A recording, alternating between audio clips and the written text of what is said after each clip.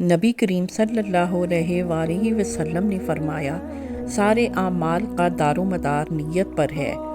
اس کے معنی یہ ہیں کہ اعمال کے صلاح و فساد اور مقبولیت و مردودیت کا مدار نیت پر ہے، یعنی عمل صالح وہی ہوگا اور اسی کی اللہ کے ہاں قدر و منزلت ہوگی جو اچھی نیت سے کیا گیا ہو، اور نیک عمل اگر بری نیت سے کیا جائے تو برا ہی شمار ہوگا۔ حاصل یہ ہے کہ اللہ کے ہاں ہر عمل کی قیمت و قدر عمل کرنے والے کی نیت کے حساب سے لگائی جائے گی۔ ہم آپ کے خیالات آج کے موضوع پر سننا چاہتے ہیں۔ آپ اس تعلیم کو اپنی زندگی میں کیسے شامل کرتے ہیں؟